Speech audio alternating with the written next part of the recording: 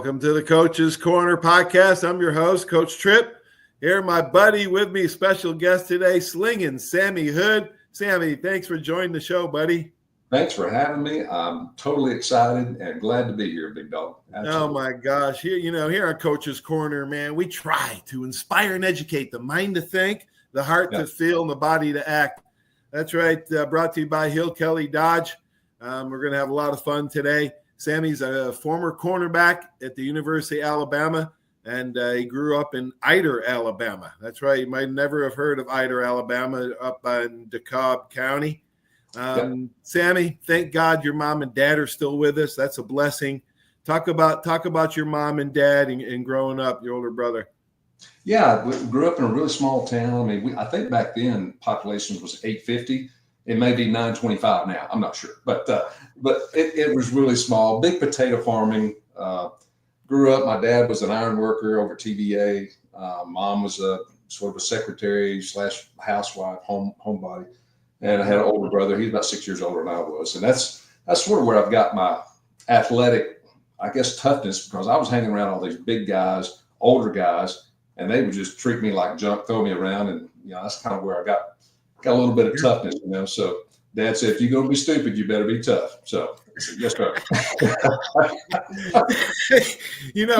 I talk about it all the time on the show here, that if it wasn't for my older brothers, I'd have never played, I'd have never played at that level. Yeah, it's basketball, baseball, football. It didn't matter. You were always hanging around these older guys, and they were roughhousers. So that's right. A good thing, though. Absolutely. So let's talk a little bit about your high school years at Ider High School. You were a parade All-American your senior year. You played free safety and quarterback. Talk about your senior year, your coaches, Stan Moss and Jimmy Allday. Talk about them and your high school team. Yeah, we Coach Moss, he was a former Alabama player back in, I guess, the 70s, or, so he was a tough dude. And so, Wishbone, I played backup quarterback under him, and then, of course, my senior year under Jimmy Allday. The crazy thing, too, Paul, was I had the only black helmet on the team. So as a quarterback, everybody kind of spotlighted me. They kind of, you do a fake, or you do this, or do a pitch, and everybody's kind of focused on this one black helmet, and everybody else had white helmets. So he was genius, but I got hit all the time. So why did you have the only black helmet? I guess it was just kind of a fake. They were focusing. They look across the line and say, "Okay, we got this black helmet. That's a quarterback." And then I go this way, the ball would go the other way. So it was just a genius plan, but I stayed bruised up all the time. I mean, he killed me. So did you play multiple sports in high school?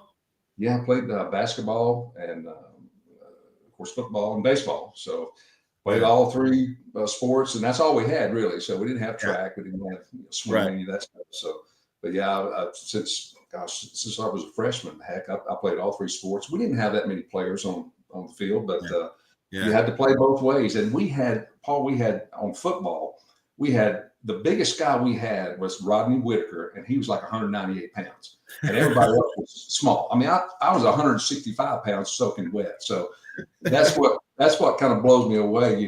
When they started recruiting me, I'm like, gosh, I'm 168 pounds. Y'all sure about this? So yeah, and we just had a great senior year. We had a great team. Everybody was just, we knew each other from, first grade on up to the 12th grade. Right. So we just knew what each other could do. So it was really cool.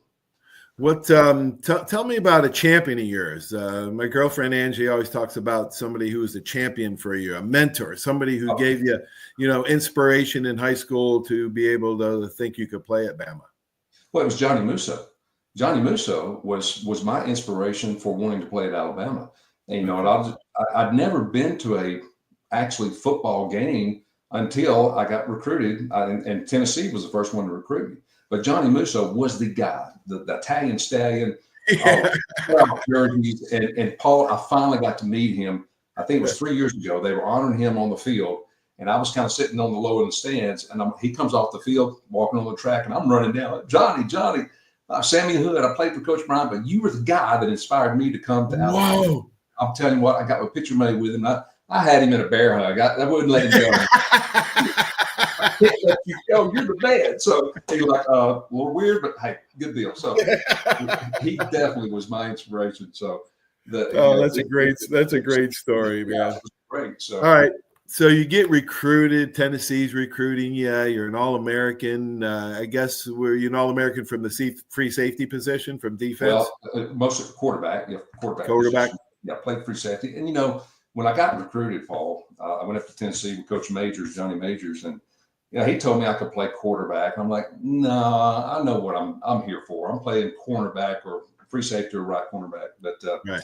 So I got to spend a little bit of time with Coach Majors, but when I got recruited by Coach Bryant, me and my parents, we go down to Coach Bryant's, we do our recruiting trip, the whole thing. And we sit down in Coach Bryant's office, and you know how it goes. You sit down on his couch and your butt hits the floor. So, you're sinking. You've got to step up anyway. Yeah. Oh, yeah. Oh, he's a big guy anyway. So my dad, he was so intimidated, but Coach Bryant spent like an hour and 15 minutes kind of finding out about me, finding out about my parents, what they did. He just took the time to care enough to care about your family.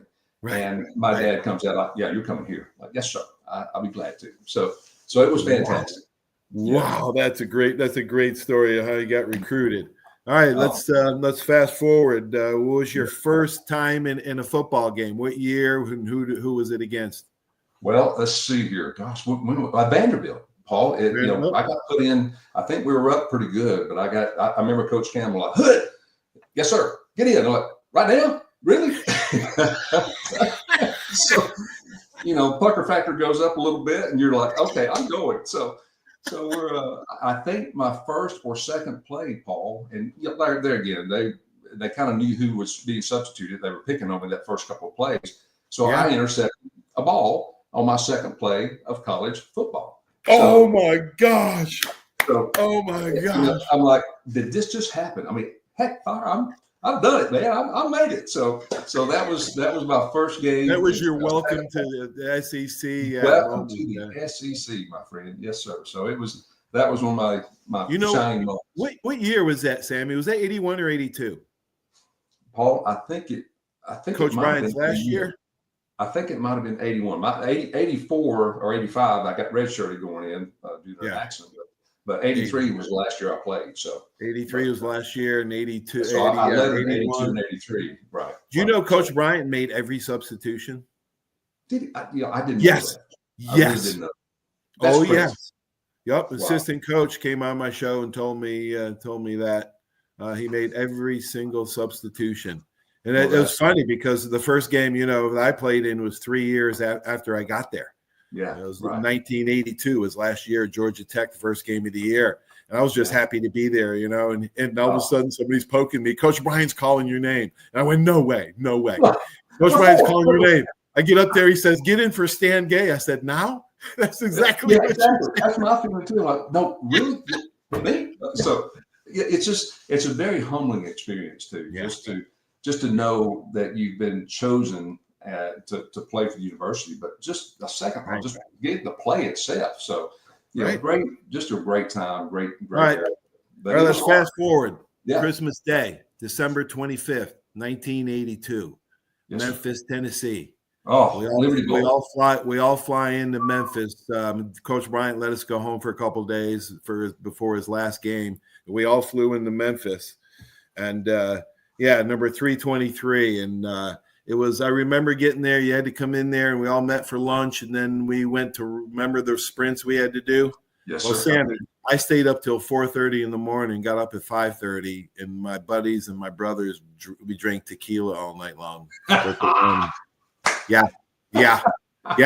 I fly hungover to Memphis with an hour's sleep, and Coach Bryant wants to run us. So he turns to Al Miller, right, our strength coach. Now, Al Miller's on the Mount Rushmore of strength and conditioning coaches in this country. Amazing. Yes, he says, run him, Al. Well, I think, Sammy, if I'm not mistaken, my memory tells me like one or two offensive linemen pulled up with hamstrings. It was after like 60 sprints he had us do, something like that. And Coach Bryant walks over to Al and says, Al, I told you to run him, not to kill him. And it was cold. My goodness, that was one of the thrown up. Guys were throwing up. one of the other coldest games was Boston College. Playing against. Oh, that's the coldest game ever.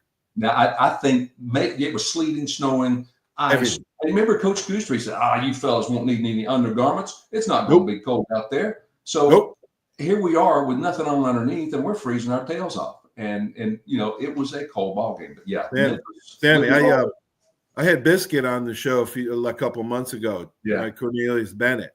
And I know he played like 12 years in Buffalo, man, the lake effect.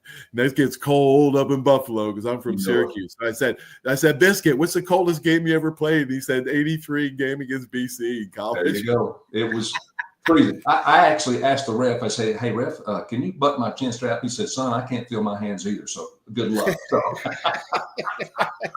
I'm like, okay, I'll just go without a helmet then. How about that? All right, man. So let's I'm going to shoot out a name, a coach, and you just give me a short description. Ken Donahue.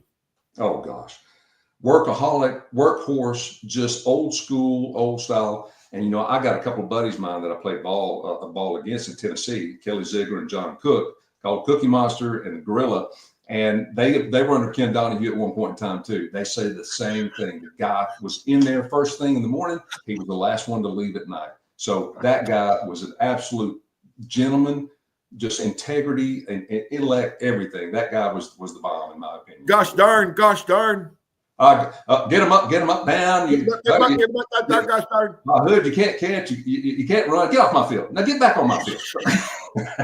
He never cussed. He was so mean, man.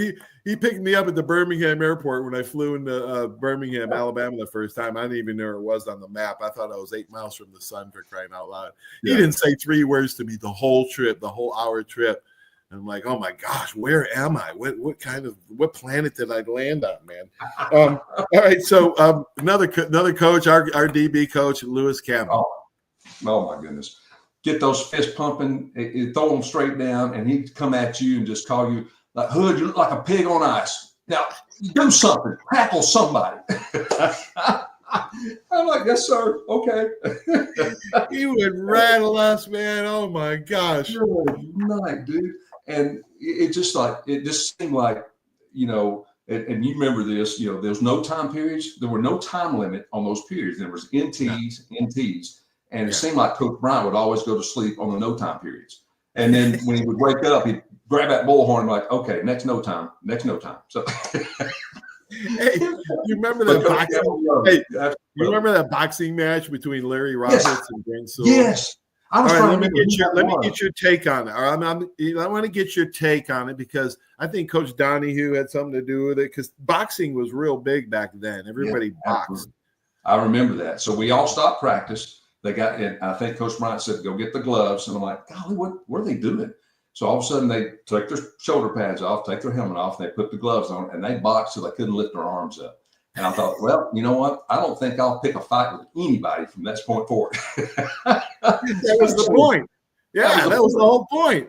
He'd walk around, end of round 1, blow the whistle, walk around for like 30 seconds. All right, round 2, and he'd blow the whistle. And all of us were looking at each other like, oh, my God. It was crazy. I was just talking about that about 2 or 3 weeks ago, Paul. I'm like, God, I can't remember who it was, but, man, it was crazy. And, we all just kind of – Larry Roberts and Brent Sewell. Did you see Brent?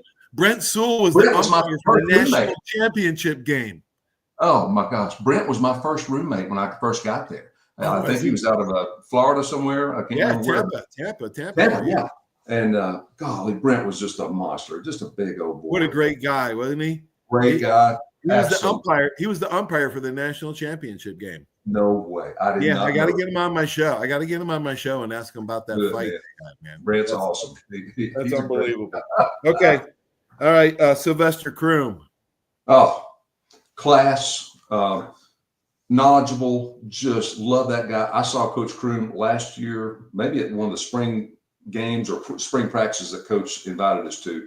But still, same old guy. I mean, he's just phenomenal. Coach Croom was just grassroots, knows his stuff, get in your face. He wants to make you better. And that was Coach Grimm. He made an impact on everybody. And he still is, I guarantee it. So he's what phenomenal. a quality whole family, man. Quality people. Holy cow. You know, Absolutely. that's one thing, and I needed to get away from Syracuse, New York, man. I need to get away from all that scene, man. When I came to Tuscaloosa, I was flabbergasted at the Southern hospitality and the quality of the Christians, and at that time.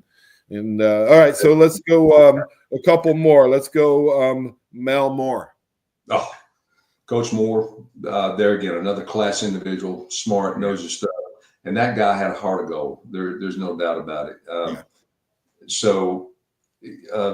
Was it Victor Ellis that Coach Moore just took care of? I had a good friend of mine, Tim Miller, Tim and Kathy Miller, that helped with Victor. But Coach Moore was just that guy that you always look to, like this guy's cool, he's knowledgeable, and just love him. Man, we just had a good group back then. Oh my gosh, the coaches we had, the coaches we had were unbelievable.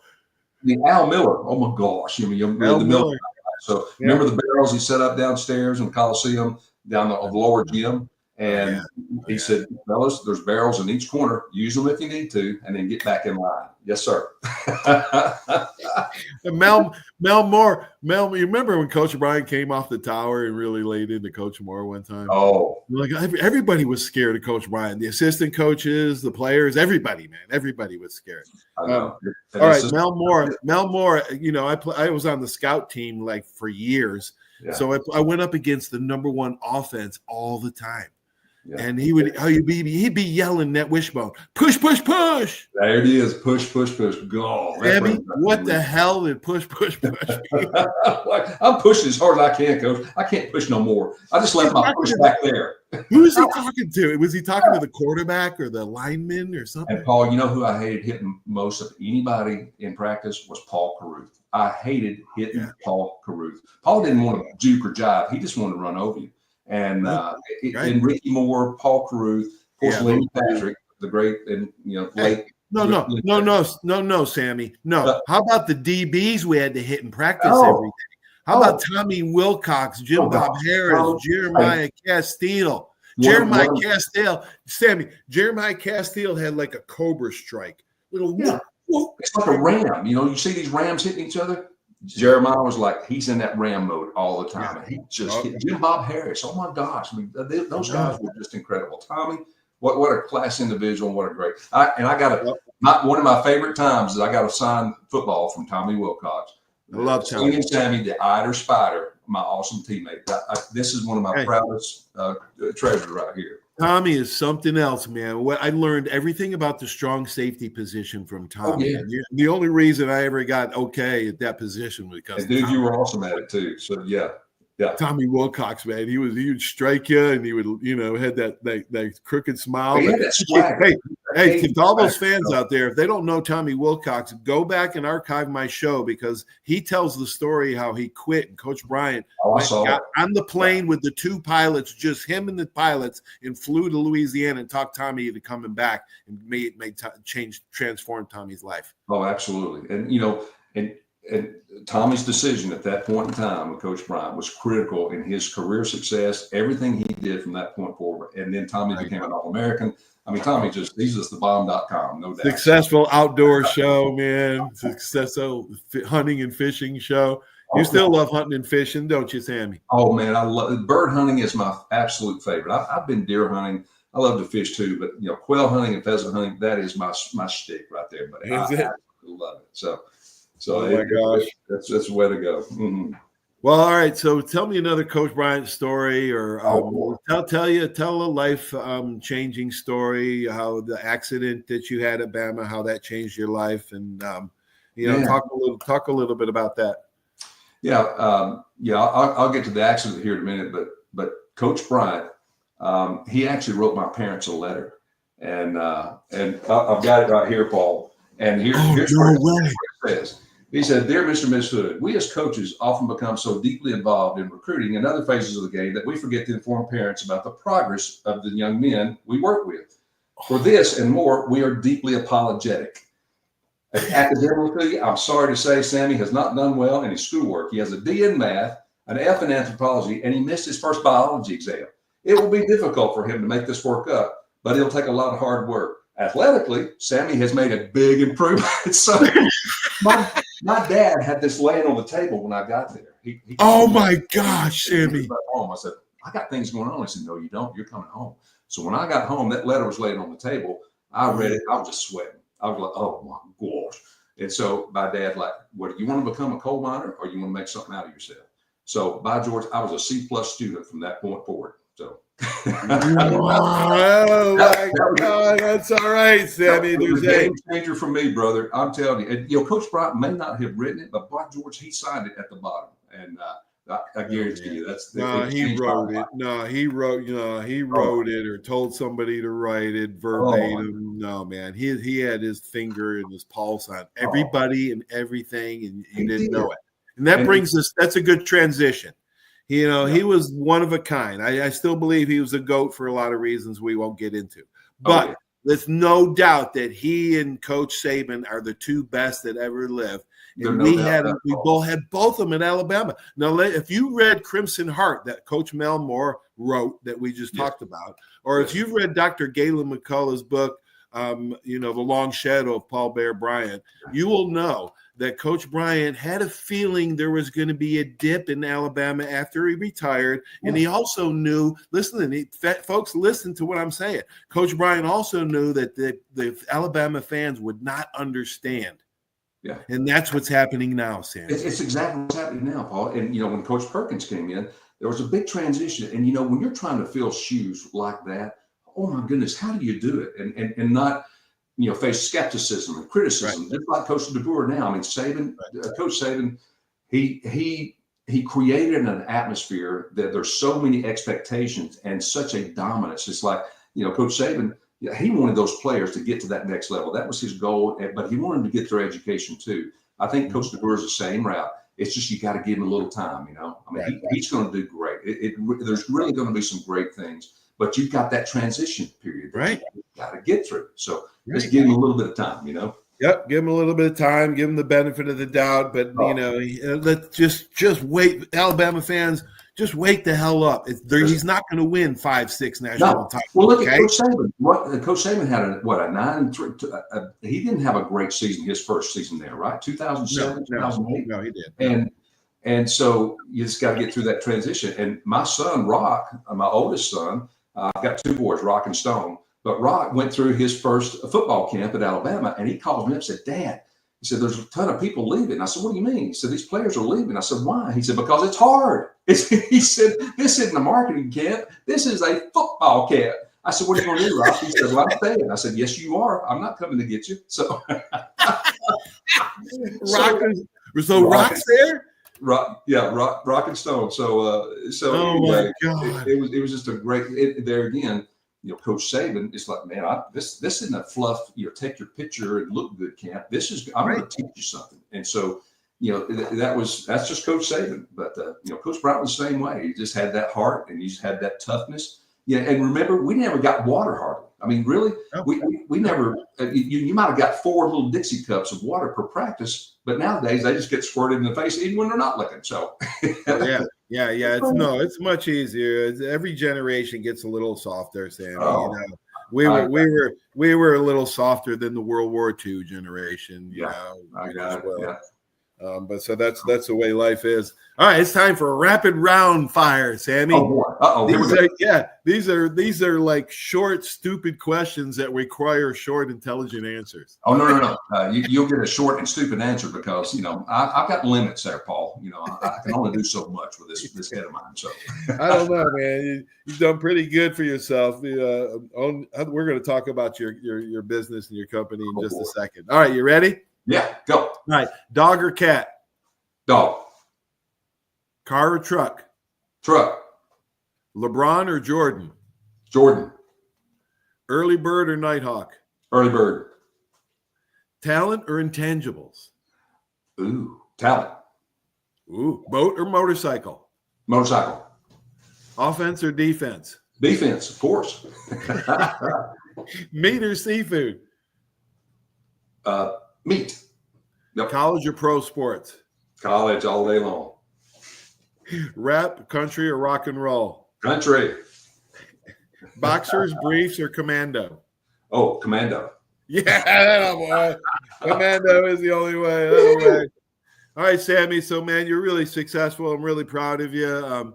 You met somebody, a beautiful Canadian lady, Norma. Oh my goodness, she's awesome. And Norma is just my. I've been through a couple divorces and lived in Montana, but I'm telling you, this girl is just as sweet as pie, and I'm so in love with her. So we're just matching. Awesome. All right, talk about your medical device company. Talk about that. Paul, how'd you get started? How'd you get started, and how's it going? Here's the deal. Remember the 1st and 10 Club? It's for Alabama, you get your resume to them, and they shoot your resumes throughout 200 or 300 companies. So I got a call from Russ Pharmaceuticals back in 1985, and that's where I first started off selling Lortabs, these pain medications. So I went from there. I've sold vascular grafts with Gore-Tex, and then I got in the spine business. I've sold spinal implants for years and years and years. So I was in surgery. That's what everybody kind of had a hard time believing. Like, you in surgery telling doctors what to do? I said, yeah, I can believe that stuff. So I've done a kind of a smorgasbord of different things, and I was in spine for a long time. But the grind in that is just, once you get a little older, when you're on call 24/7, it kind of wears on you. So now I'm selling a menopause drug for hot flashes and night sweat, the first hormone-free drug. And for the Japanese company, and man, it's just they're treating me so good. So it's just a awesome. Good. I've had a great career and just met a lot of fantastic people. Dealt with a lot of surgeons, good and bad, but it's been a fantastic career, Paul. All right, so Rock and Stone, do they have any children? No, but Rock is in California, in Glendale. And Stone is in Westminster, Colorado, as a youth pastor. So. Wow. And Stone's married. My youngest is married. So, but no kids so far, no grandkids. So, and it's amazing how the kids grow up and move. Both of my brother's kids are out west. It's not like it used to be, man. They all move away. I know, and it just is what it is. It's part of life, and Hey, one life lesson. Hey, one life lesson from your accident, brother. Oh my goodness. Well. Don't drink and drive. How about that? So that's what happened to me. We were out spelunking, having a great time. It was on my birthday, and I fell asleep at the wheel and hit a bridge abutment, doing about 60. So I'm glad I'm still here. I'm on my 7th life of 9 lives, I believe. So I'm on like 10, man. I'm on borrowed time. I got 2 left, I think, Paul. So oh my God! Hey, Sammy, I started writing a book, man, and the first thing I thought were, chronologically, right? I'll take it from my earliest memories, and I'm only at 16 years old, and I've got like 7 near-death experiences. Oh my goodness! Alcohol was like involved in most of them. Yeah, I know, and that's that's a cautionary tale forever. But yeah, it was one of those moments where. I stayed in the car trapped underneath the dash for about 4 hours, and state trooper comes by. They finally got me to Erlanger, and they put me in a body cast. So I was in a body cast for 3 months, had knee surgeries too. But man, it was a really tough summer, and I tried to come back. I thought about it, like, what? I got a half decent spine and a bad knee. I think I'm just. And Coach Perkins was so great. He said, "Sammy, we're going to take care of your education. We're going to redshirt you. See if you can make it back." So, awesome. I really did appreciate that. I was so grateful for it, Paul. Right. So, Awesome. Wow, Sammy, it's a beautiful thing, man. I got a question. Who do you think would be good to have a guest on the show? Oh my goodness. Barry Krause. Barry Krause. There you go. How Barry Krause. Barry and I worked off a couple of times, and man, he's still a beast. This dude is so big, and he's so nice, and he would be a great one to get on your show. Marty Lyons would be too. I tried to get a hold of Marty. I had him on my radio show about 7, 8, 9 years ago, but he's a quality guy, Marty Lyons. Big time. And of course, Anthony Smiley just passed away a couple of weeks ago, and that you talking about, I know that guy, they led an incredible life, was one of the best guys you will ever meet. Just happy, in a good mood, attitude. But one of the best services I've ever attended was Anthony Smiley's. I mean, they had it just down pat. What a great family he had. So, you know, God rest. God rest his soul. You betcha. He's right. Awesome. Great having you, Sammy. I love you, brother. Thank you. Paul, thank you so much, man. I enjoyed it, and you just roll tide, roll, okay? Roll tide, roll, brother. We'll talk to you soon. Peace, buddy. Thank you. Sammy Hood, Slinging Sammy Hood, man. What a player. What a great story, success story, man. He was a lot of fun. And, learned a hard lesson the hard way. But all of us do, including myself. So thanks for watching Coach's Corner. Stay tuned for these great messages. Without these sponsors, this show just wouldn't be possible. It's a beautiful day for football. Remember that. So long, everybody. There's a reason why Hill Kelly in Pensacola is the #1 selling Chrysler Dodge Jeep Ram dealer between Jacksonville and New Orleans. While other dealers have taken advantage of a competitive market with higher prices, Hill Kelly has discounted prices to the lowest of the year. And Hill Kelly in Pensacola won't surprise you with excessive charges beyond the selling price. Come see why people from Milton, Pace, Foley, Bay Minette, Daphne, Gulf Shores, Mobile, and beyond are driving to Hill Kelly in Pensacola to buy their next new Chrysler, Dodge, Jeep, or Ram. At Hill Kelly, the bottom line price and your satisfaction are what really matter. So before you sign, check the bottom line and make the trip to Hill Kelly in Pensacola to see what true local ownership can do for you. At Hill Kelly Chrysler, Dodge, Jeep, Ram, Highway 29 in Car City, Pensacola. Or shop online 24/7 at hillkellydodge.com. When it comes to bottom line pricing, nobody beats a Hill Kelly deal. Nobody. That's you trying to fix the plumbing yourself to save a few bucks. Doing things yourself doesn't always end well. The same goes for insurance. That's why Auto Owners works with local independent agents who tailor coverage to meet your needs and offer discounts for life, home, car, and business insurance. Because sometimes you need a professional to get the job done right. That's simple human sense. Are you riding around in a filthy vehicle? Dirty car no more. Visit Ronnie's Car Wash today to get it shining in no time. They have 3 convenient locations with another coming soon. The unlimited monthly wash packages start as low as $14.95 per month with free vacuums, multi-purpose spray, and towels. Visit them in Gulf Breeze, Navarre, Fort Walton, and soon Crestview. Don't wait. Wash today. Be sure to see Ronnie's Car Wash on Facebook to see the latest specials and discounts. You'll be riding and shining in no time. 75 years of service in high tech today. It's Pensacola Glass Company at 433-8348. High tech is a term often applied to advanced services and products in today's marketplace. And today, glass is much more than the simple painted brittle, see-through stuff we hit baseballs through when we were kids. Glass is now a product with unique flexibility in both performance and application. And Pensacola Glass Company is growing right along. That's Pensacola Glass Company at 433-8348. Arbitrium Consulting for all your fencing, landscaping, pressure washing, tree trimming needs. Call 850-483-0350 for your free estimates. Serving Pensacola, Gulf Breeze, Navarre, Fort Walton, Destin, Perdido, Gulf Shores, Foley, and the entire Gulf Coast. Arbitrium Consulting is owner-operated, fully licensed and insured. Call today, 850-483-0350, the official landscaper of Coach's Corner. Hey, Bama fans, this is Will Moore, president of the Pensacola Bama Club. You can find us at PensacolaBamaClub.com. We are your official alumni chapter in the Pensacola and surrounding areas. Membership is available to all alumni and all Bama fans, so come see us at one of our many events throughout the year. Our Bama football watch parties are the next best thing to being in Bryant-Denny Stadium. We even serve authentic stadium hot dogs. Membership, event, and contact information will be found on our website at PensacolaBamaClub.com. Roll Tide. Over 30 years, you have seen the orange Beck signs all over the Gulf Coast listing a property for sale or lease. Beck Partners is your trusted advisor in commercial real estate, property management, commercial and personal insurance. Senior Vice President David Valletto has been with Beck Partners since 1989. Take advantage of his wealth of knowledge by calling him today at 982-7352, 982-7352. Extensive experience in all aspects of leasing, sales, management, and site selection will make sure your expectations are exceeded.